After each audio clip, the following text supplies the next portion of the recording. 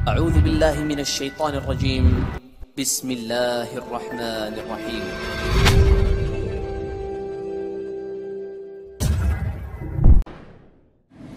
Kubur, istilah yang digunakan dalam syariat kita, digunakan untuk semua jasad manusia, kita bicara manusia, atau hewan yang kelihatan dengan panca indera, yang digunakan untuk meletakkan jasadnya.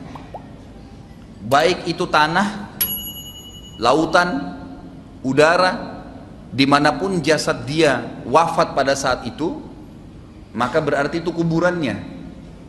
Seperti contoh begini, bagaimana kalau seandainya sekelompok muslimin naik kapal, perjalanannya jauh, anggaplah sebulan perjalanan, 2 minggu perjalanan atau seminggu perjalanan, mereka berada di tengah-tengah lautan, lalu ada satu kru kapal yang mati. Di mana dikuburkan? Di lautan. Caranya bagaimana? Dia dimandiri, dikafani seperti layaknya jenazah, kemudian ditaruh beban batu di badannya, lalu dicemplungin di lautan. Itu kuburannya. Jadi istilah kubur adalah semua tempat yang akan diletakkan jenazah atau jasad seseorang yang mati. Itu juga termasuk hewan ya. Kalau jin itu kita tidak tahu karena memang tidak dibahas dalam syariat, tapi hewan juga sama. Ya, umumnya hewan itu tidak dikuburkan, kalau dia mati maka biasanya dimangsa oleh hewan-hewan yang lain. Tapi kita bicara luar lingkup manusia lah, lebih kerucut lagi. Maka seperti itu. Sama halnya kalau ada orang naik pesawat, ternyata pesawatnya meledak, kan itu. Potongan jasadnya tidak ditemukan. Allahu alam di angin di sana bagaimana, Allah SWT lebih tahu.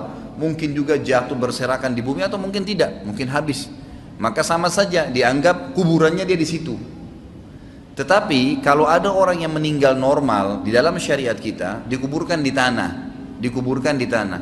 Yang saya ingin ditiberatkan, pemahaman tentang kata-kata kubur bukan hanya sekedar tanah yang digali kemudian dimasukkan jenazah, gitu kan? Tapi dimanapun orang itu akan ditaruh jasadnya, kalau tadi dia meledak di atas kapal atau dia ditenggelamkan di lautan, kalau dia meninggal di darat itu tentu tidak boleh kecuali harus dikuburkan, dimasukkan, maksudnya dijadikan kuburannya dalam tanah, dan tentu ada hukum syar'i sendiri ya. Tapi yang saya berikan gambaran umumnya, kuburan dalam Islam itu Nabi SAW perintahkan agar seukuran dengan jasad manusia normal berdiri, sehingga bau jasad itu tidak tercium oleh hewan-hewan yang akhirnya membuat mereka menggali dan memakan fisik tadi, gitu kan.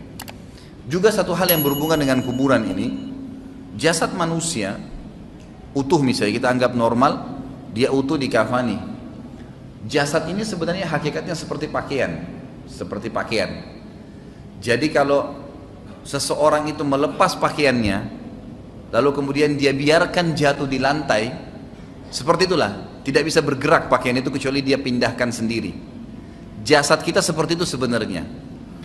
Kenapa saya datangkan poin ini Bapak Ibu sekalian? Karena banyak orang salah faham. Dia anggap kalau jenazah itu sudah dimasukkan ke dalam kuburan, maka berarti jasad itu akan ada hubungannya sama kuburan tadi. Padahal ini simbolik saja. Ini hanya simbolik. Jadi seperti baju yang pernah kita pakai dimasukkan ke dalam tanah, seperti dimasukkan ke dalam lemari, ya. Kemudian disimpanlah di situ. Nanti dengan hikmah Allah SWT akan dimakan oleh tanah. Tidak ada hubungan sama sekali dengan ruhnya. Tidak ada lagi hubungan dengan ruhnya di kuburan tadi, di tempat diletakkan jasad itu. Karena di dalam istilah agama kita, selain kuburan yang berhubungan dengan kematian, yang namanya alam barzah. Alam barzah ini adalah tempat yang kita tidak ada yang tahu. Nabi Muhammad SAW dan para sahabat pun tidak ada yang menukil, tidak ditukil kepada kita di mana itu alam barzah. Kalau bagaimana ada keterangannya, di mana kita tidak tahu. Jadi ruh itu pada saat dia proses dikeluarkan dari jasad manusia, seperti dilepas dari baju, bajunya sudah tergeletak, bajunya oleh Allah disuruh cuci bersih, ditaruh di tempat yang Allah suruh perintahkan. Itulah kuburan, gitu kan? Ruhnya ini dibawa oleh Allah SWT ya, ke alam barzah.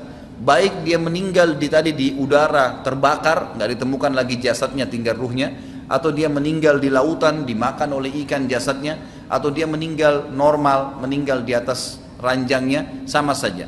Ya, jadi ruhnya akan dibawa ke alam barzah, dan alam barzah ini Allahu alam di mana tempatnya, tapi dia ada. barzah itu disiapkan khusus untuk alam ruh, baik dia disiksa karena dosa-dosa yang dia lakukan selama hidup di dunia, ataupun dia akan diberikan nikmat karena amal-amal soleh yang dia kerjakan.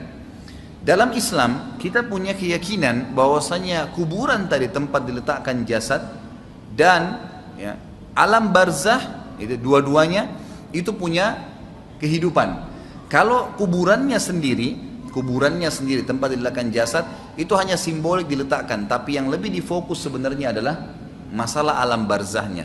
Jadi tadi kuburan itu hanya untuk meletakkan jasad saja dan itu simbolik, gitu kan? Orang tahu di atasnya ada tumpukan tanah, ada batu nisan, udah orang tahunya itu kuburan, tempat jasadnya ditaruh, simbolik. Tapi apakah orang itu ada dalam situ? Sudah nggak ada, ruhnya sudah pergi ke alam barzah. Ya, nanti di hari kiamat akan ada pembangkitan sebagaimana saya jelaskan yang lalu.